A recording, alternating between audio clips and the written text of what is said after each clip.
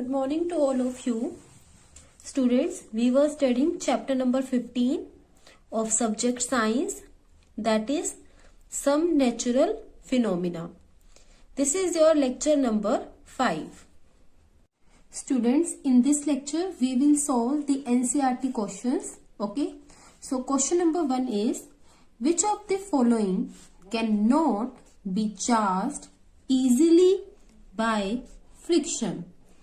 Options are a plastic scale, B option a copper rod, C option an inflated balloon, and the last option is a woolen cloth.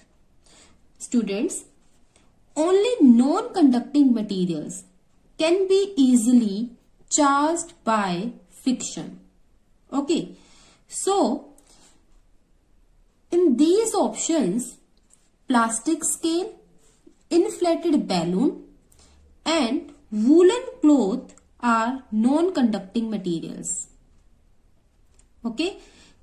So, copper is highly conducting material. Therefore, a copper rod cannot be charged easily by friction. Means, remember one point, non-conducting materials can be easily charged by friction. So, here plastic scale, inflated balloon and woolen cloth are non-conducting materials. That's why they can be charged easily by friction, and copper rod is a conducting material because it is a metal rod. That's why copper rod cannot be charged easily by friction. So option B is correct. Second question. When a glass rod is rubbed with a piece of silk cloth, the rod, options are the rod and the cloth both acquire positive charge. B option, rod becomes positively charged while the cloth has a negative charge. Rod and the cloth both acquire negative charge. And last option is the rod becomes negatively charged while the cloth has a positive charge. We have discussed this question in the previous lecture. Right? So, correct option is the rod becomes positively charged while the cloth has a negative charge. Means, when an object is charged by rubbing it against another object, the two objects get a positively charged. Okay. So, it is considered that the rod becomes positively charged, means positive charge accumulate on the rod. Okay. And the cloth acquired a negative charge. Therefore, option B is correct. Now, third question.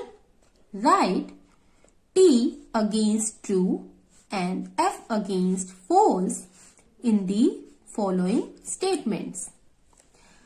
So, our first statement is like charges attract each other.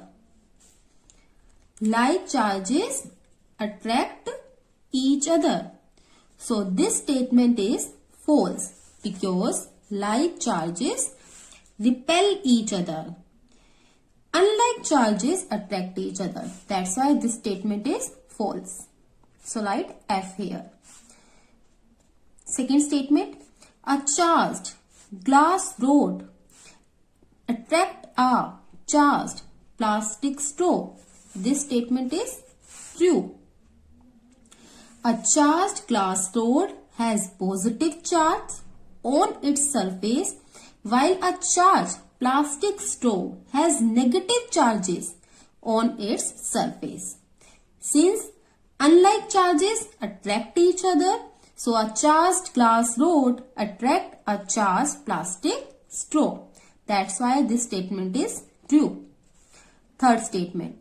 Lightning conductor cannot protect a building from lightning.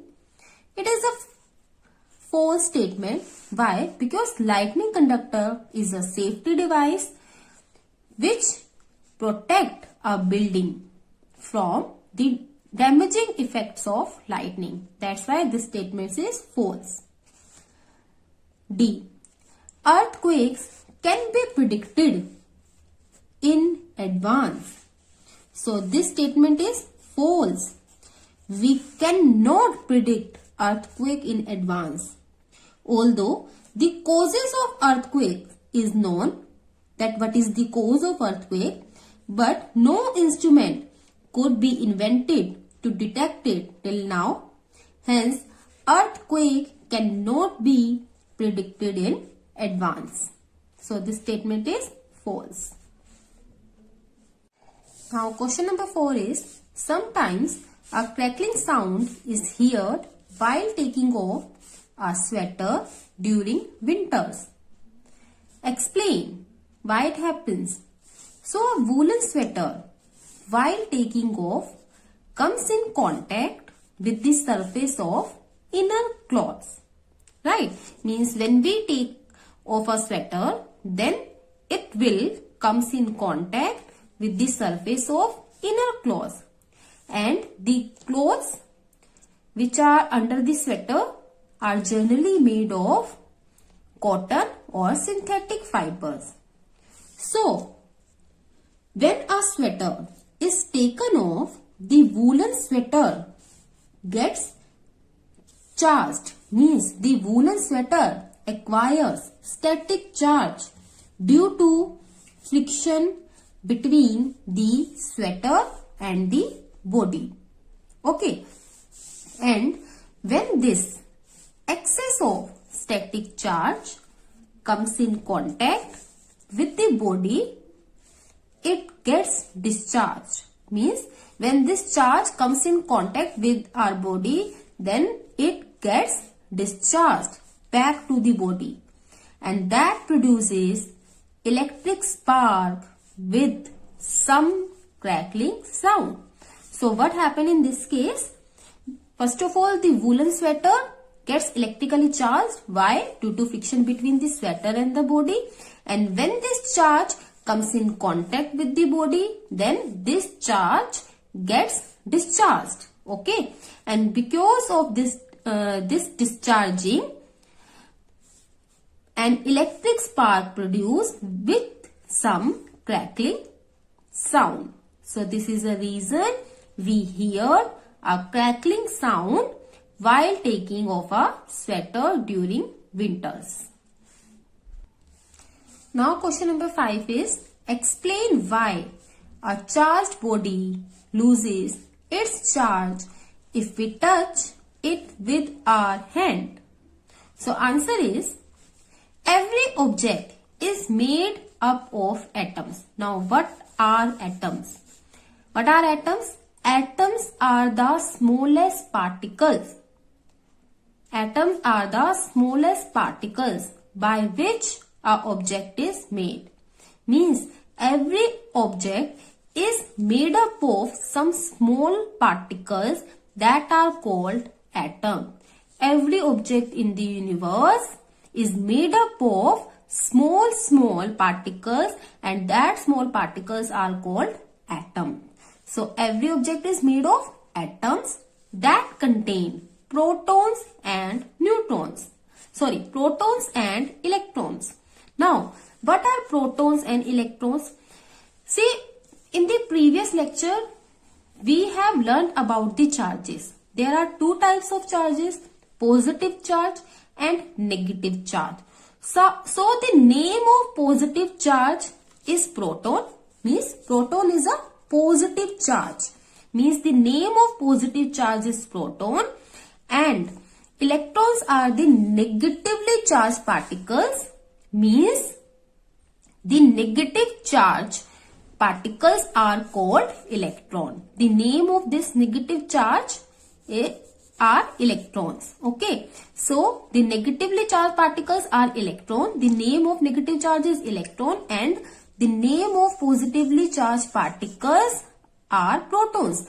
Means in every object, like in this sheet and in this pencil, and every object which exists in our universe is made of atoms, small particles that contain positively charged particles and negatively charged particles. And positively charged particles called protons and negatively charged particles are called electrons. Okay, means it acquires charge. That is positive charge, negative charge. So, if we touch a charged body with our hand, if we touch a charged body with our hand, then the transfer of charges takes place from a charged body to our hand. Means charge transfer, okay, from a charged body to our hand. And if all the charge gets transferred to our hand, means our charged body loses its charge. All the charge loses. That's why a charged body loses its charge if we touch it with our hand. Because when we touch a charged object, then all of the charge which was present in the body, in the charged body, okay, transfer to our hand.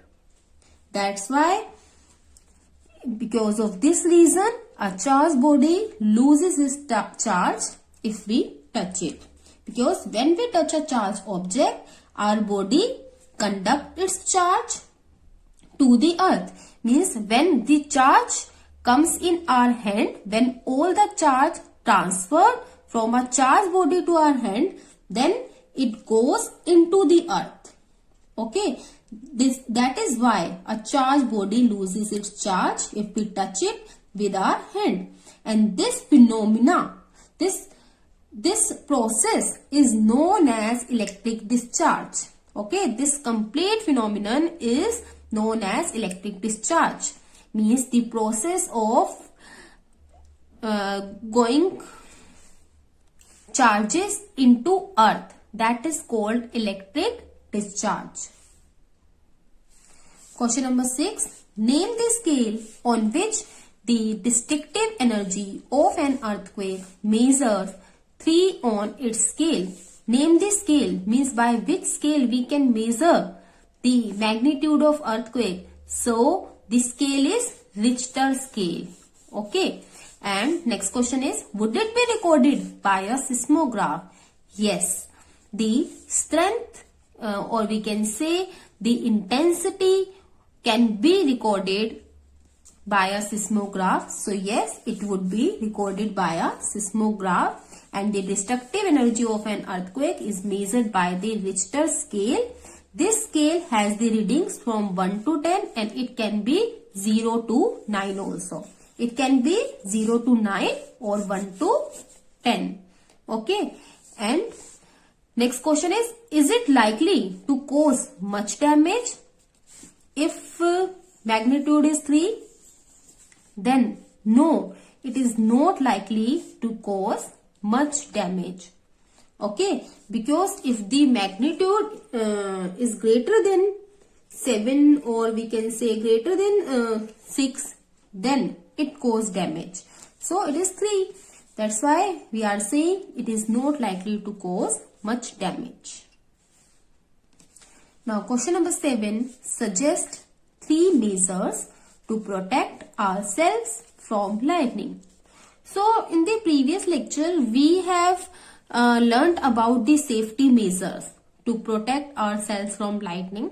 So here I have divided the safety measures into 2 categories. Means when you are inside the house, so what should safety measures be taken, and when you are outside the house, then what safety measure you should take. So I have divided into these 2 classes, inside the house and outside the house. So inside the house, the following safety measures should be taken. First is be inside the house or building. Okay, means remain inside the house or building. And second is do not touch the electrical wires or socket, because electrical wires, sockets or metal pipes, do not touch the metal pipes because these all are good conductor of electricity. That's why these are conductors. Third is switch off all the electrical appliance. You should switch off all the electrical appliance during lightning. Okay, so these are some measures you should taken during lightning. Now outside the house, first is if you are in vehicle like in car, in bus, then do not come outside from it. Okay. Second, if you are in open area, then stay away from the electric poles, trees or tall buildings, etc. Okay. Third is do not lie on the ground. Instead, squat down on the ground. Place your hands on your knees with your head between the hands. Okay. So these are some safety measures that have to be taken during lightning when you are outside the house. Okay. Question number 8 is explain why a charged balloon is repelled by another charged balloon, whereas an uncharged balloon is attracted by another charged balloon. So answer is when a balloon rubbed with any other object, say silk cloth, means we are rubbing balloon with silk cloth, then it acquires charge, means balloon becomes charged balloon. And when one balloon comes in contact with other charged balloon that contains similar charges in it, it means what? If they carry the similar charges, means if similar charges were present on both the balloons, then there is a repulsion between them. Why? As both the balloon carry similar charges. That's why they repel. Okay, means what we are doing, take two inflated balloons and rub each balloon with a piece of silk cloth. Then on rubbing, they become charged. Both the balloons become charged. And when the balloons comes in contact with each other, or when they come near to each other, then they repel. Why? Because on rubbing they carry the same charge, and we know that like charges repel each other. This is the property of charge. That's why they repel each other. But when a charged balloon during rubbing comes in contact with an uncharged balloon, means suppose now we rub only one balloon with a piece of cloth. Okay, means now only one balloon is charged and another is uncharged. Okay, so when a charged balloon during rubbing comes in contact with an uncharged balloon, then there is a transfer of charge. Means when it comes in contact with an uncharged balloon, then charge will transfer. How? By the method of conduction. Okay, means here uncharged balloon gets charged due to the conduction, and it acquire opposite charge on that charged balloon due to the conduction. As unlike or opposite charges attract each other, hence an uncharged balloon attracts other charged balloon. So this is the explanation. Okay.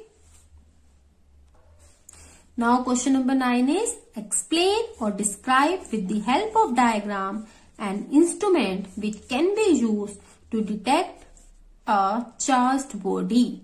So which instrument can be used to detect a charged body? So answer is gold leaf electroscope. Gold leaf electroscope can be used to detect a charged body. What is gold leaf electroscope? It is an instrument which is used for detecting the presence of electric charge. Means electric charge is present or not it can be detected by gold leaf electroscope, and it is also used to measure the amount of charge. Okay. It consists of a metal rod. At one end of the rod, two gold foils are fixed, and at the other end there is a metal disc, right? And the two gold foils are placed inside a glass jar. Okay, and this is a metal rod, and a stopper is also attached at the top of the glass jar. Okay, and when a charged rod is touched with this metal disc, then the charge which were present on the rod transfer to metal disc, and after that it goes to into the gold foils, okay, through this metal rod. And you will observe that on touching the charged rod with the metal disc, these two gold foils diverge. Why they diverge? Because some charge is present over these two foils, and these are same type of charges. That's why they diverge. So you have to write this complete explanation. Okay. Working is, take a charged ebonite rod and then bring the charged ebonite rod near the metallic disc of the electroscope and touch it. And the gold leaves inside the electroscope diverge because charge will flow from the rod which is attached to the disc. Okay. Question number 10. List 3 states in India where earthquakes are more likely to strike, means more likely to occur. So answer is Jammu and Kashmir, Gujarat and Rajasthan. These are 3 states which are more affected by earthquake. Now question number 11. Suppose you are outside your home and an earthquake strikes suddenly, then what precaution would you take to protect yourself? How can you protect yourself? Answer is, try to find a clear spot, means area in which there are not any tall building, tall trees, etc. So try to find a clear spot in an open field, away from and tall buildings, tall trees, electric poles.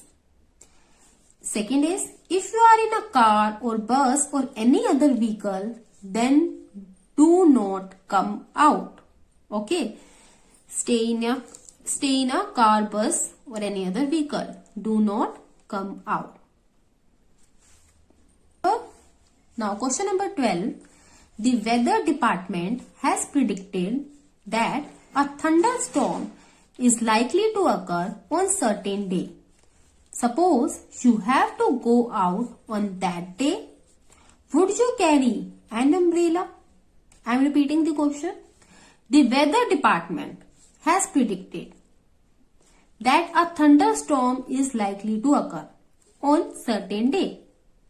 And suppose you have to go out on that day for some important work, then would you carry an umbrella? Explain. So answer is no. We should not carry an umbrella in a thunderstorm. Okay. We should not carry an umbrella when we go outside during thunderstorm. During thunderstorm, which are accompanied with lightning, means thunderstorm occur during the process of lightning, So during thunderstorm, the charges might flows through metallic tip of the umbrella, because we know that at the top of the umbrella there is a metallic tip now. So the charges might flows through metallic tip of the umbrella. That causes electric shock because the metallic tip is a conductor. That's why it can give us electric shock. Okay, means This may give an electric shock to the person who is carrying it. Hence, it is not safe to carry an umbrella during lightning. Okay? Now I am discussing the homework solution of the previous lecture. Question number 1, multiple choice question. A part, collision of tectonic plates causes. So options are earthquakes, lightning, thunder, floods. So collision of tectonic plate causes earthquake. First option is correct. B part, a place where an earthquake originates is called, so it is called, answer is seismofocus. It is also called seismic focus. Okay. Now C part, which of the following will not be struck by lightning? Tall buildings, electric pole, tall tree, bush. Which of the following will not be? So answer is bush. Now second question, give one word for each of the following. A part, the point on the surface of earth which is directly above the seismic focus. So the point which is directly above the seismic focus is epicenter. Okay. B part, the scale on which the magnitude of earthquake is measured. So the scale on which the magnitude of an earthquake is measured is called Richter scale. Third question, what are the 3 layers of earth? So the 3 layers of earth are crust, mantle and core. Crust, mantle and core are the 3 layers of earth. Question number 4. Explain the term focus, means seismic focus, and epicenter. So what is seismic focus? A place where an earthquake originates is called seismic focus, and the point which is vertically above the focus is called epicenter. Now question number 5. List some personal safety measures that you should take when an earthquake occurs. So these are some personal safety measures. First is, try to leave the building as soon as possible. Second, move to an open area but keep away from electric poles, tall trees, signboards, etc. as they could fall on you. Third point, always use stairs to get out of a building. Fourth point, if you cannot move out of a building, then take shelter under a heavy table and keep your hands over your head. Fifth point, in case you are in bed, then place a pillow over your head to protect it. Sixth point, turn off the power supply immediately. Seventh point, if you are inside a car or bus, stop the vehicle in an open area and the area must be away from electric poles, tall trees and buildings. So these are some personal safety measures that have to be taken during earthquake. So students, your homework is learn and write all the NCERT questions in your fair notebook today. So this ends for today's lecture. Thank you.